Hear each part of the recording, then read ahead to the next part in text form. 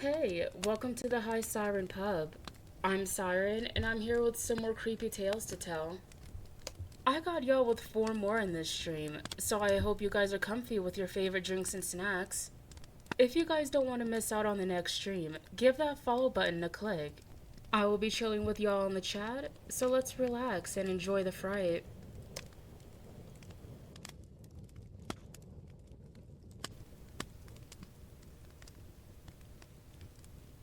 When someone you love just disappears, it messes with your entire life. For me, it was my 13-year-old brother, David. I loved my older brother so much. We were living in a small farm town in the Pennsylvania countryside. At that time, we were living in one of the oldest houses in town. Our house was built sometime in the late 1700s. On the night he went missing, I remember my parents weren't home that night for whatever reason. But back in the 80s, it was considered okay to leave your kids home alone.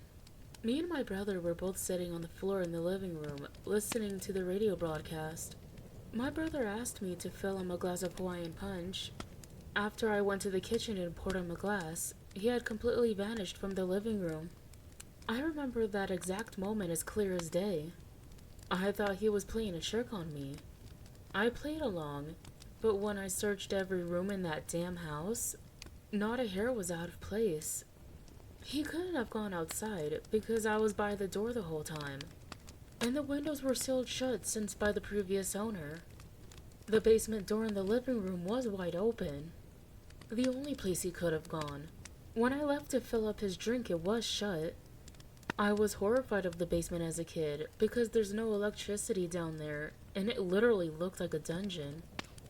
I yelled his name from the top of the stairs countless times, but he never answered.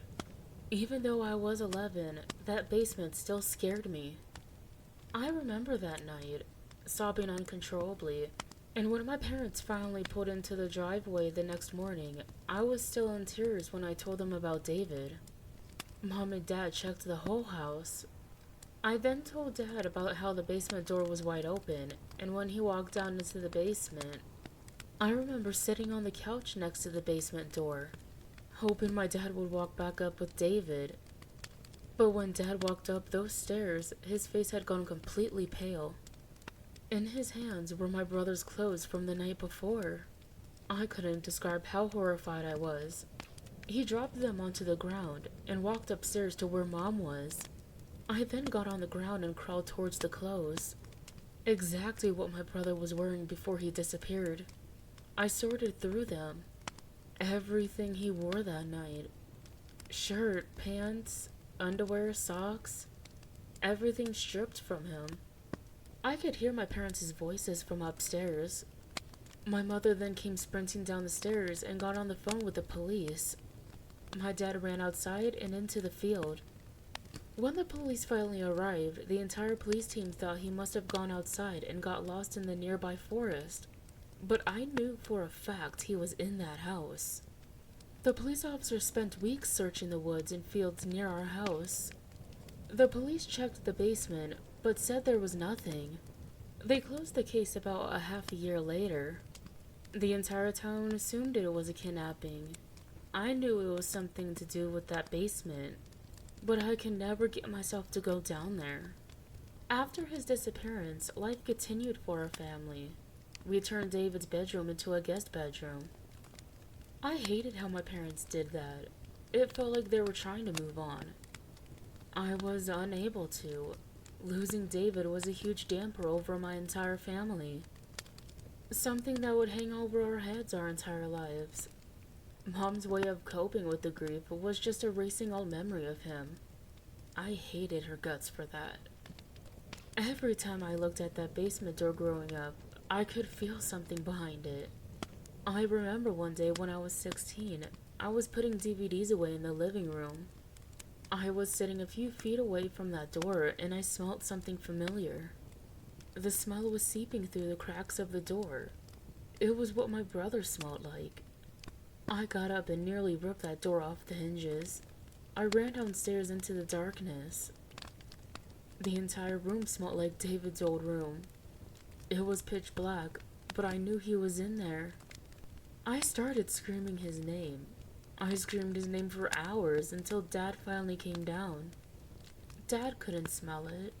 He thought I was insane. I remember I couldn't talk for weeks after that. Nowadays, the 30-year anniversary of David's disappearance is rolling around. I can't say it's been a long 30 years without him. I'm now living an hour or so away from my childhood town. I had to get out of there as soon as possible. When I turned 18, I started looking towards apartments in town. And by my 20th birthday, I was out the door. My parents continued to live in that house. My mom developed stage 3 cancer about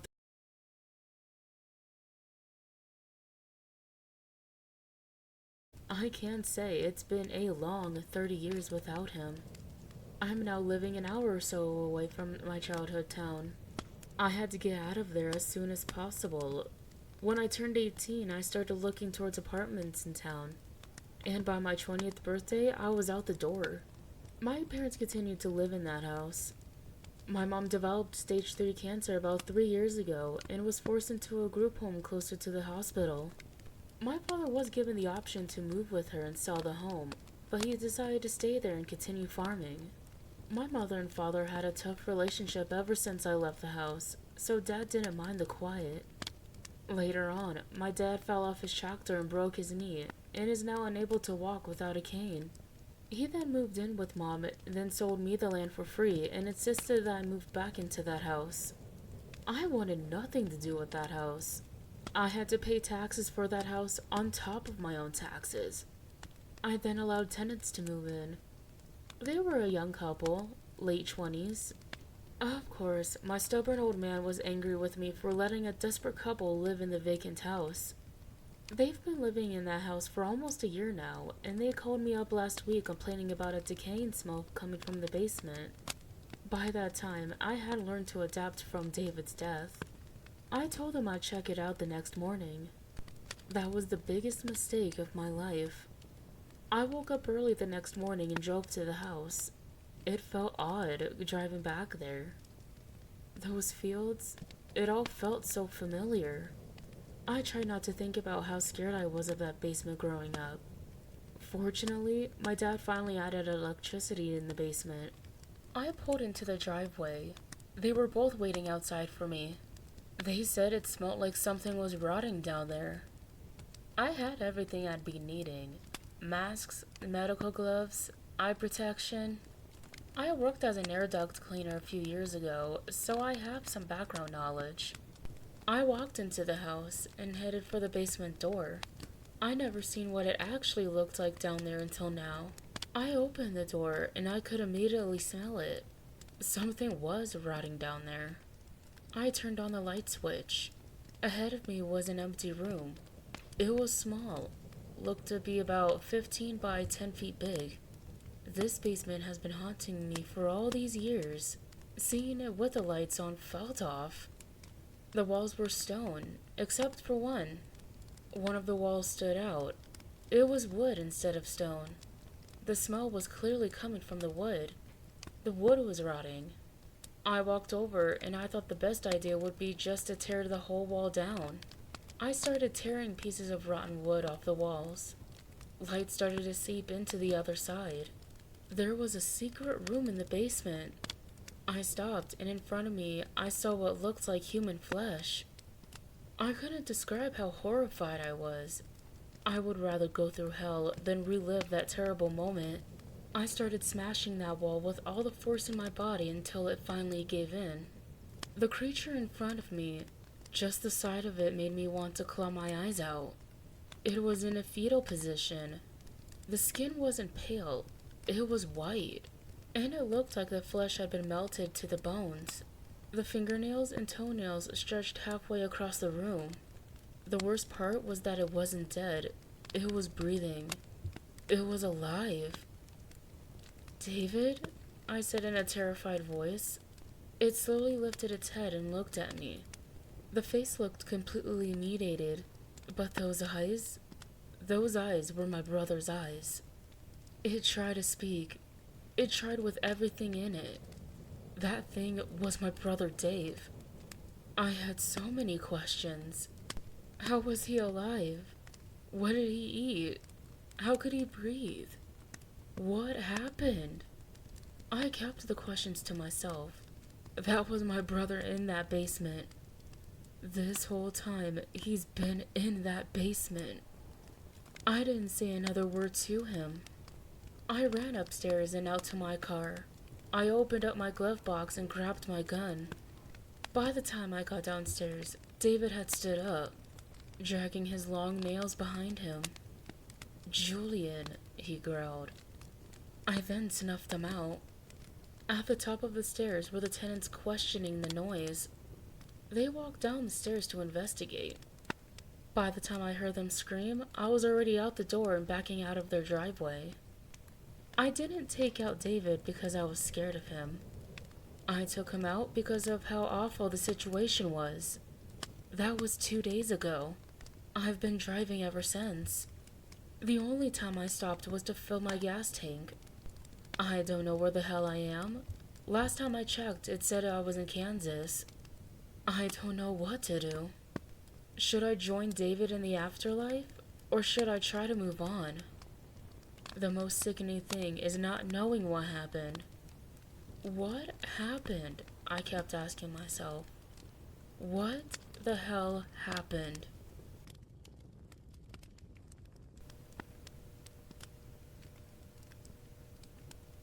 They say curiosity killed the cat, but in my case, it lured me into the depths of a horror I could have never imagined.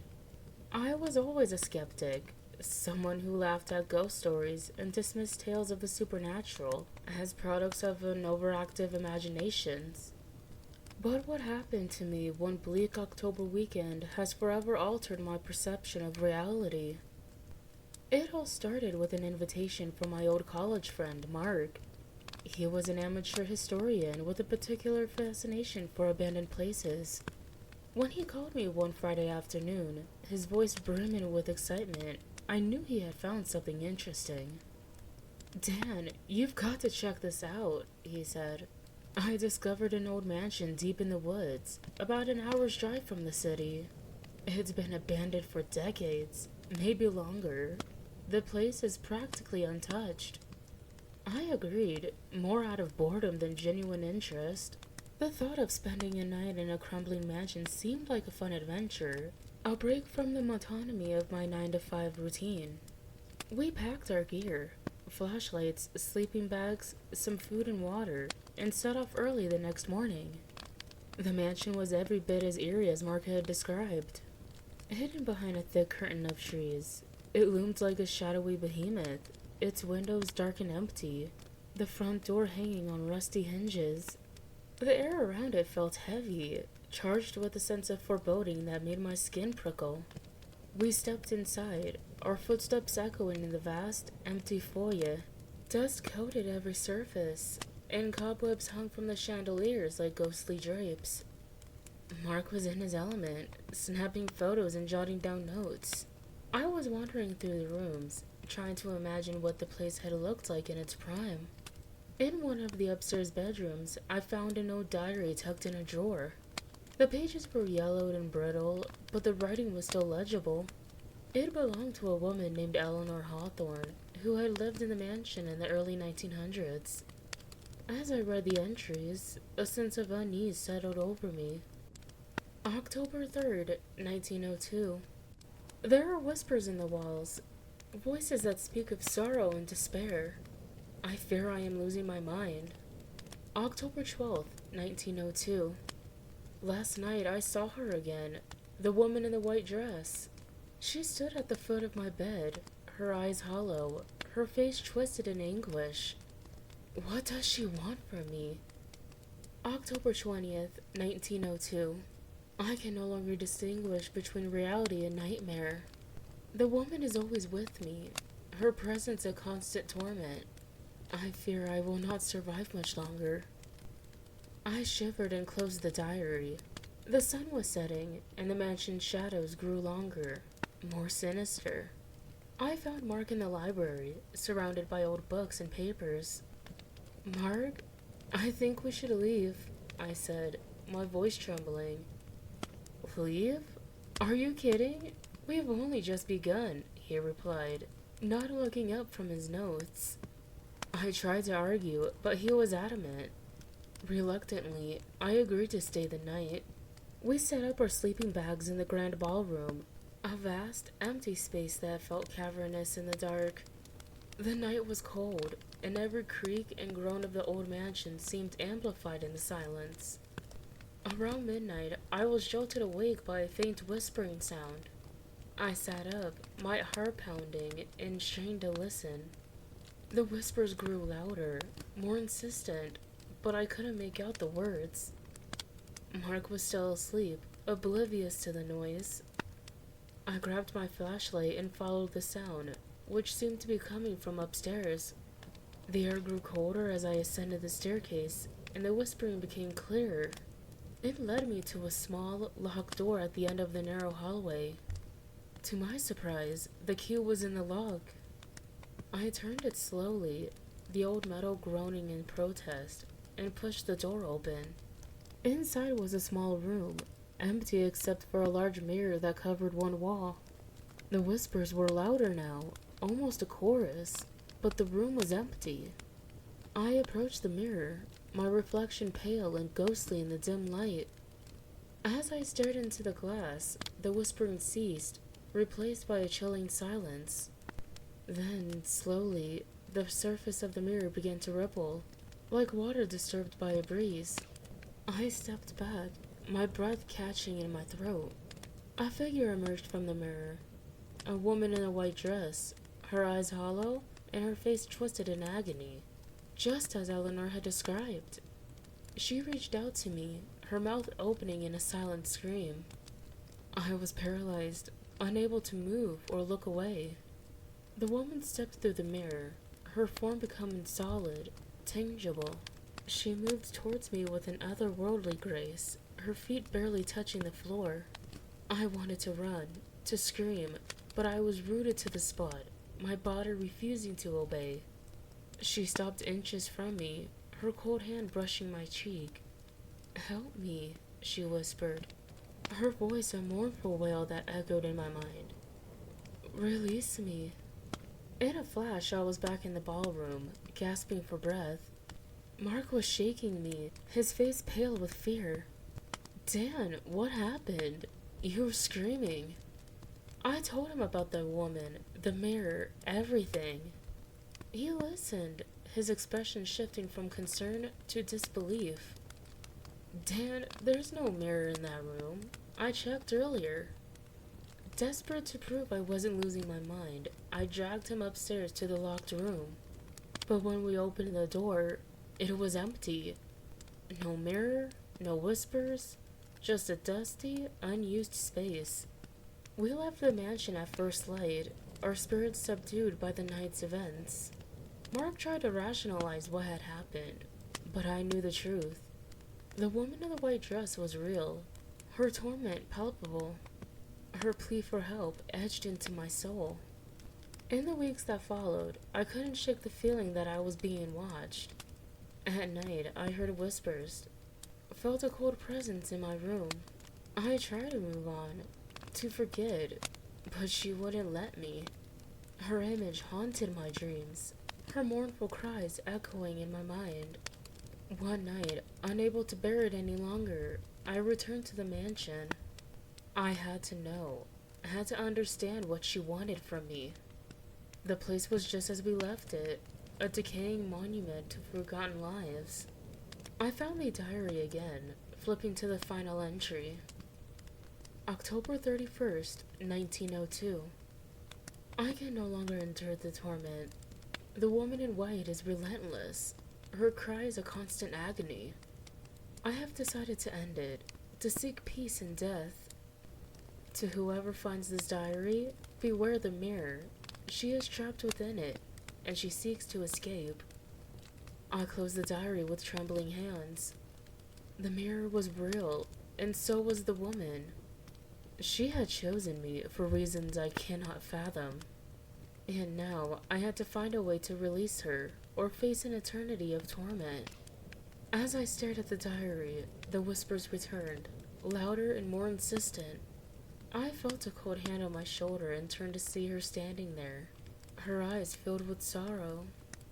"Help me," she whispered again, her voice a dagger in my heart. I knew what I had to do. I would find the mirror, confront whatever dark force held her captive, and set her free. It was the only way to end the nightmare, and to save my sanity. And so, with a sense of grim determination, I set out to face the horrors of the mansion one last time.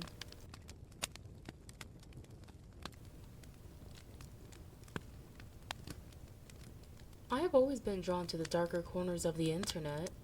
Not the dark web, just obscure websites and blogs with next to no users. That's how I stumbled upon the 13th floor ritual. It was just a post on an obscure forum, but it promised an experience beyond anything imaginable.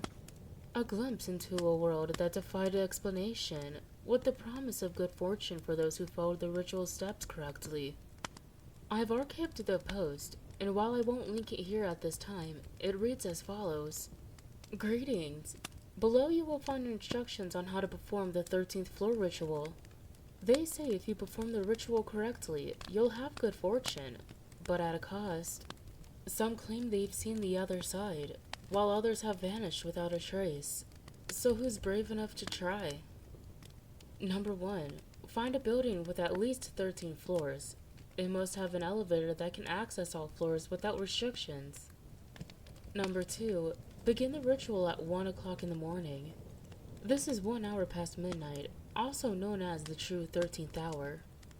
Number 3. Enter the elevator alone. If anyone else gets on, you must wait and start over. Number 4. Press the buttons in ascending order, starting with 1 all the way through 13, stopping on each floor. You must not proceed if the elevator stops on any floor where you did not press a button. Number 5. When you reach the 13th floor, the doors will open to a hallway that doesn't exist in our realm. You may see figures in the distance. Do not, for any reason, interact with them or show fear.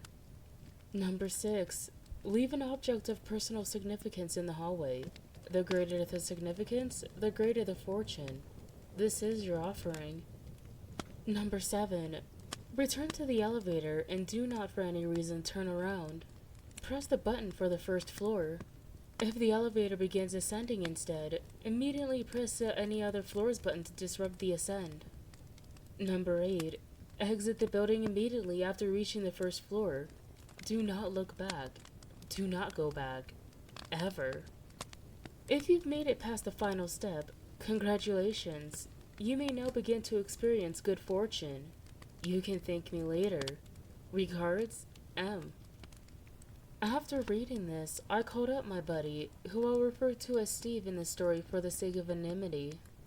Steve and I go way back, and both of us have enjoyed trying outlandish internet ceremonies in order to document the results. It's a sort of hobby we have shared since middle school. Everything we had ever done before this had, unsurprisingly, ended in disappointing results, which is why it was no surprise when Steve initially declined my invitation to join me on this particular excursion. Nah man, I don't think so. I mean, thanks for the offer.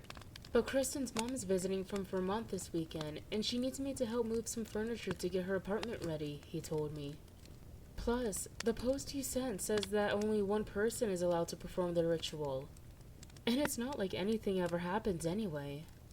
Of course nothing happens, I chuckled in reply. But the fun is in the experience. Come on, man. There's no way I'm going into an old building at night by myself. You can just use the stairs to meet me at each floor. I don't know, man. That furniture. Nobody moves furniture at night, Steve. You just don't want Kirsten's mom to find out about your little hobby. Isn't that it?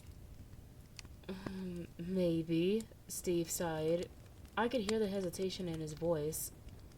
I knew I had him. Come on, Steve. We'll both be off to college in the fall. We gotta have at least one last adventure before then. Man, Kristen really has turned you into a scaredy cat. There was a long pause on the other end of the line. Finally, Steve relented. Alright, fine. But if we get caught, I'm telling the police you were holding me hostage. Deal, I said with a grin. I'll pick you up at 11 tonight. We set out to find a building tall enough, old enough, and, most importantly, abandoned enough to perform the ritual. It took longer than we expected, and it was already 12:40 when we settled on what building to use. After a bit of back and forth between me and Steve, we decided on the Markham building. It was an old, worn-out, 18-floor structure originally built in the 1930s, when Art Deco architecture was still a thing.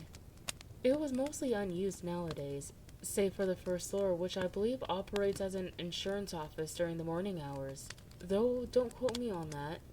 The rest of the building hadn't been leased out since the 90s. We parked a few blocks away from the Markham building to avoid drawing any unwanted attention. The streets were eerily quiet, the only sounds being the distant hum of traffic and the occasional rustle of leaves in the wind. As we approached the building, I couldn't help but feel a sense of foreboding.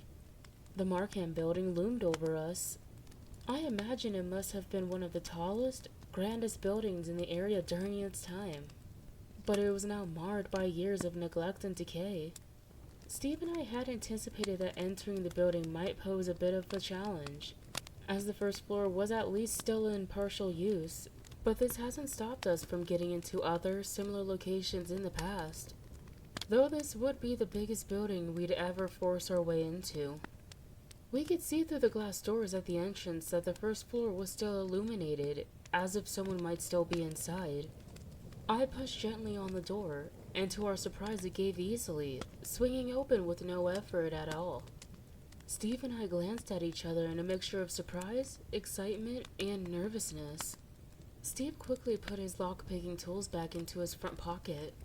We had been kind of worried about being seen by the cameras inside, but now that the door hadn't been locked, we were no longer very concerned about being charged with unlawful entry.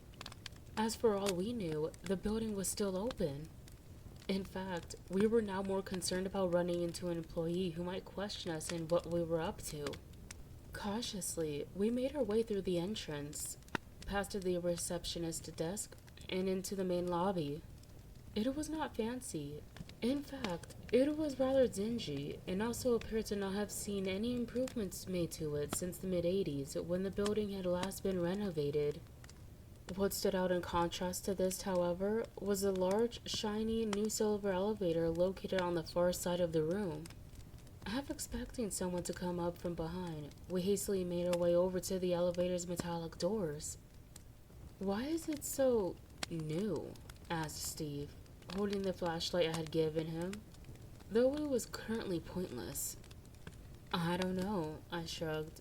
"I guess Wikipedia was wrong, and this place has been renovated pretty recently.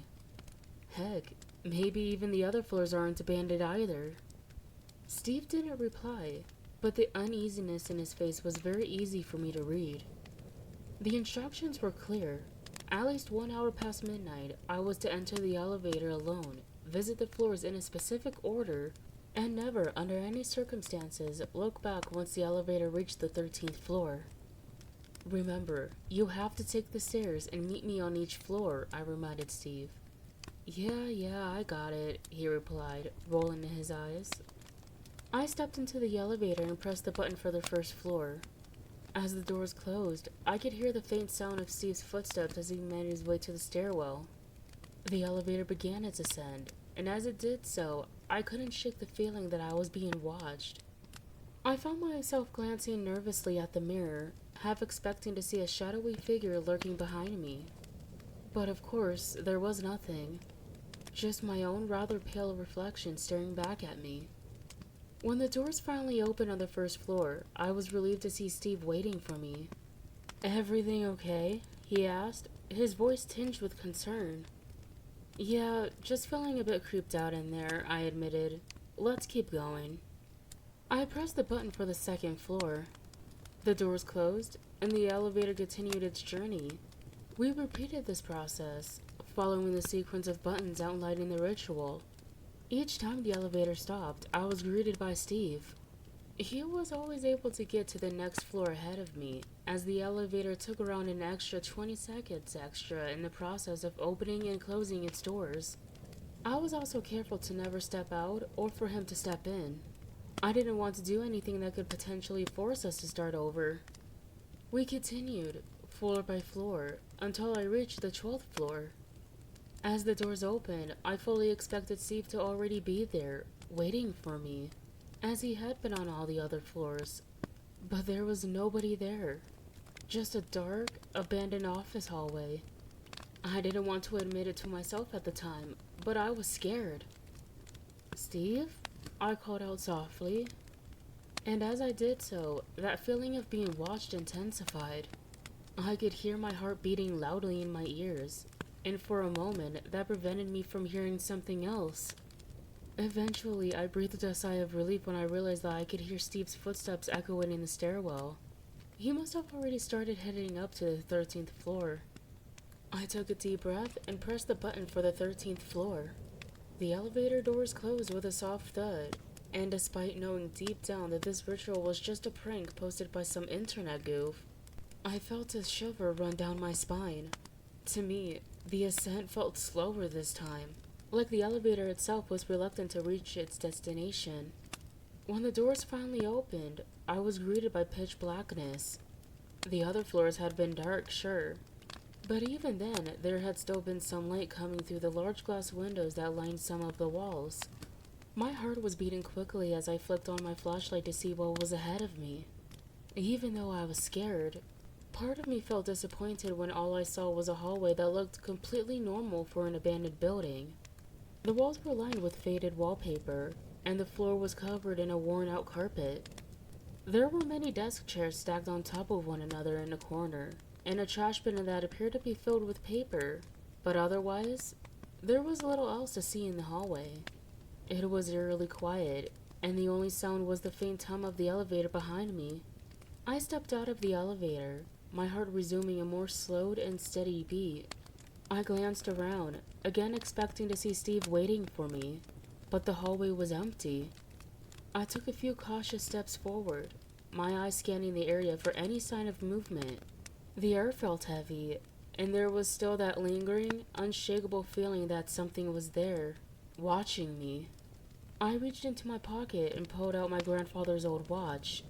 It had been given to me as a birthday gift from him 3 days before he was unalived in a car accident. I had brought it with me as my offering, hoping that its significance to me would have been enough to satisfy whatever forces were behind the granting of good luck that the forum post had included to. I placed the watch on the floor, beside the trash bin. I'd come back to get it next weekend, I told myself. As I turned to head back to the elevator, I froze dead in my tracks. It was gone. The elevator was gone. I know this sounds insane, and believe me, that's exactly how I felt in that moment. But the elevator was gone. In its place was a blank wall, as if the elevator had never existed. Panic surged through me, and I spun around, searching for any signs of an exit. The hallway stretched out before me, seemingly endless and devoid of any exits or windows. "Steve!" I called out, my voice echoing down the empty hallway. There was no response. I felt a cold sweat break out on my forehead. "Steve!" I shouted, louder this time. Still no response. I hesitated, trying to process what was happening. This couldn't be real. I took a deep breath, trying to calm my racing heart. I needed to think logically, to come up with a plan. If the elevator was gone, then my only option was to find another way out, and that meant exploring the rest of the 13th floor. I hated the idea of that, but what else could I do? I continued down the hallway. My flashlight was quite literally the only source of light. The air grew colder with each step, and the silence was, for the lack of a better word, oppressive, as if it was trying to smother me. I called out for Steve again, but there was no reply, just the echo of my own voice bouncing off the walls. I felt a growing sense of dread, a feeling that I was not alone. As I ventured further, the hallway began to change. The faded wallpaper peeled away to reveal old, cracked plaster. The carpet disintegrated under my feet, leaving a trail of dust and debris. The chairs that had formerly been stacked neatly were now strewn all across the floor. And then I saw them. The figures. They were distant at first, pretty much just shadows at the edge of my flashlight's reach. But as I moved closer, they became clearer. They were tall, impossibly thin, and completely still. I remembered the warning from the post. Do not interact with them or show fear. But how could I not be afraid? They were like nothing I had ever seen, and their presence filled me with an instinctual terror. I have never felt that level of intense dread before in my life. I don't even know how to accurately describe it. Suddenly, I heard a cry. It was desperate and pleading, and the voice was all too familiar. Help me! It was Steve's voice, coming from somewhere ahead. Without thinking, I started running towards the figures and to the sound of Steve's voice. I knew I was breaking the rules of the ritual, but I didn't care. Steve was my friend, and he needed me. As I approached the figures, they turned to face me. Their eye sockets seemed to be empty voids, and their toothless mouths were wide open, almost as if they were screaming, but they made no sound at all. I reached out to them, begging for help. I don't know why I did that. It seems so stupid now, but I was desperate, and probably in some sort of state of shock, to be honest. They did not respond. They simply stood there, watching me as Steve's cries grew fainter and fainter until they were gone entirely. Then I was alone again, surrounded by the figures. I felt a sudden, sharp pain in my side, and I realized I had injured myself somehow. It felt like I had hurt myself falling, but I know that I hadn't done that. I sank to the ground in agony for a moment as the figures watched me silently. I could feel my heartbeat pulsing in my head, but I was somehow able to muster the strength to struggle to my feet. Despite the pain searing through me, I had to get back to the elevator. I had to escape this nightmare. I stumbled back to the way I come. The figures did not interfere with me. In fact, they seemingly parted to let me pass. When I reached the spot where the elevator should have been, to my amazement, it was there, as if it had never left. I didn't hesitate. I pressed the button for the first floor and collapsed inside as the doors closed, slumping against the wall, my energy spent. That's when I felt the elevator begin to ascend. Panic gripped me once again. This wasn't right. The building only had 18 floors. Yet it was already past floor 30 and was still climbing and accelerating. I struggled to sit up and reached for the keypad. My vision blurred, my fingers fumbled, but I managed to press another button. I think it was floor 1, but I could barely see, so I'm not even sure. The lift jolted, then began to descend. When the elevator finally stopped, I braced myself for what I might find. But when the doors opened, I saw that I was on the first floor, with everything as it had been before, except now the lights were off. Gasping for air, I crawled out of the elevator, my body screaming in protest. I had to get outside to find help. But I was so weak and tired that I didn't think I could make it. I couldn't push open the glass door to escape. And then, by some miracle, a car drove by and saw me. A stranger rushed to my side, their voice echoing distantly as they called for help. I awoke the next morning in the hospital, the sunlight beaming into the sterile white room as a welcome sight after the darkness of the Markham building. I sat up, feeling a sharp pain in my side. I glanced around the room, wondered what had happened. The events of last night felt so distant that I began to believe they must have all been a feverish dream. Perhaps I had gotten into a car accident? Just as I had started to convince myself of this narrative, I noticed it. My grandfather's watch, sitting on the table beside my bed. Its hands frozen at 1 o'clock, the true 13th hour. I felt the pit of my stomach drop. Was it really all real? How did the watch get there? What had happened to Steve? I had to find out. Desperate for answers, I returned to the forum where I had found the ritual. I posted about my experiences, hoping someone could help me. The responses, what few there were a mix of skepticism and concern, but one message stood out.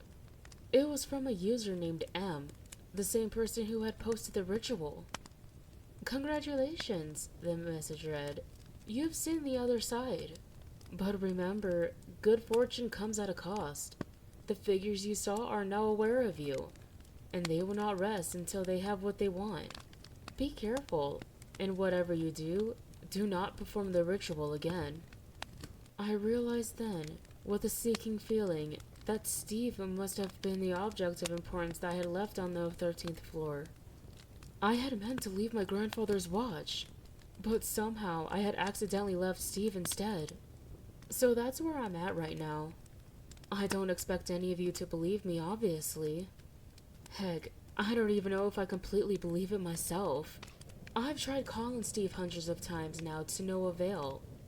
Kristen, Steve's girlfriend, keeps texting me, asking where he is. I don't know how to break the story to her. I do know, though, that I have to go back to that building.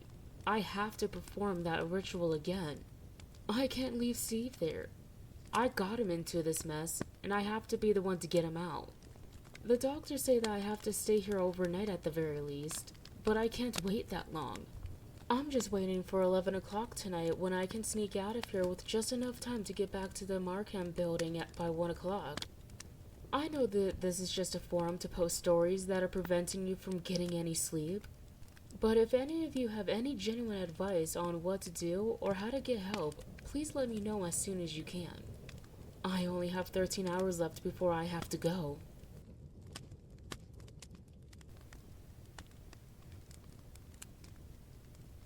I was going through old family photo albums one rainy afternoon, reminiscing about my childhood and the good times we had.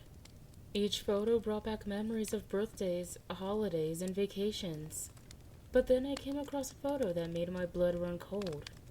In the picture, I was a toddler, sitting on my mother's lap at my 3rd birthday party. My dad was standing behind us, smiling. But there was someone else in the photo, someone I didn't recognize. A tall man, dressed in a dark suit, stood in the corner, staring directly at the camera. His expression was blank, almost emotionless. I flipped through more pages and found him again, in different photos from different occasions. He was always in the background, always staring at the camera. I asked my parents about him, but they didn't know who he was. They insisted that no such person was at any of the events. I became obsessed, going through every photo album we had.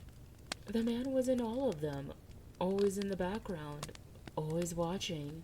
It was as if he had been part of my life all along, but no one else remembered him. One night, I woke up to the sound of rustling paper. I turned on the light and saw the photo album open on my desk, pages flipping on their own.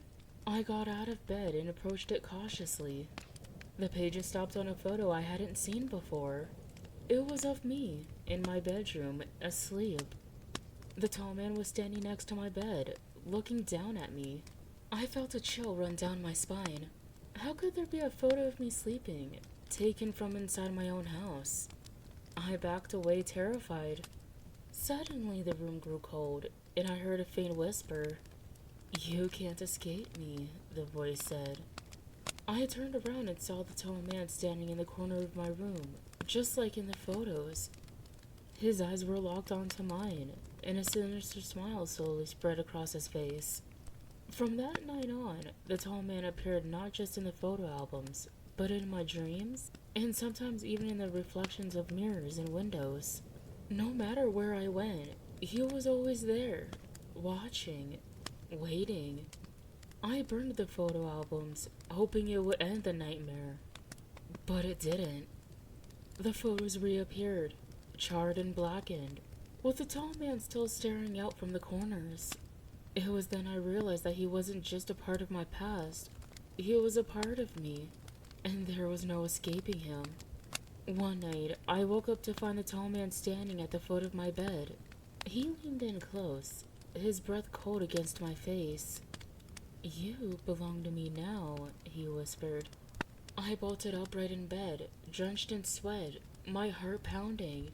The room was empty, but the feeling of his cold breath lingered. I knew I couldn't go on like this.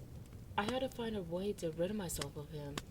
The next day, I went back to the attic and searched for anything that might explain the photos and the tall man. After hours of rummaging through old boxes, I found an old journal belonging to my great-grandmother.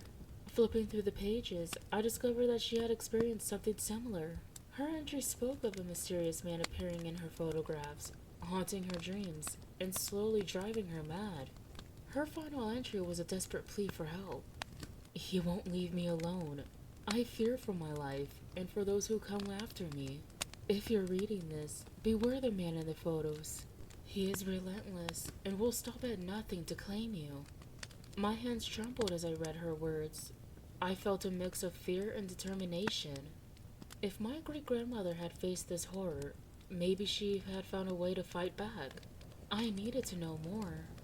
I took the journal to a local historian, someone who specialized in old legends and paranormal events. After explaining my situation, she agreed to help. We spent hours going through old records and stories, trying to piece together any information about the tall man. Finally, we found a reference to an ancient curse. The man in the photos was said to be a spirit trapped between worlds, feeding on the fear of those he haunted. The curse can only be broken by confronting the spirit and severing his connection to the physical world. The historian handed me a piece of paper with an incantation. "You have to recite this in front of a mirror at midnight," she said. "It's dangerous, but it's your only chance." That night, I set up a mirror in my living room and waited for midnight. As the clock struck 12, I stood in front of the mirror, my reflection barely visible in the dim light. Taking a deep breath, I began to recite the incantation. The room grew colder with each word, and the air felt heavy. My reflection started to change, morphing into the tall man. His eyes glowed with malice, and a sinister smile spread across his face.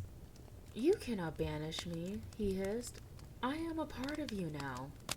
I continued to recite the incantation, my voice shaking but determined. The tall man's image flickered, and I felt a surge of strength. I focused all my fear and anger into the final words of the incantation. Suddenly the mirror shattered, and a deafening silence filled the room. I collapsed to the floor, gasping for breath. When I looked up, the pieces of the broken mirror were scattered around me, but the tall man was gone. For the first time in weeks, I felt a sense of peace. The whispers were gone, and the oppressive presence had lifted. I gathered the pieces of the mirror and buried them in the backyard, hoping that would be the end of it.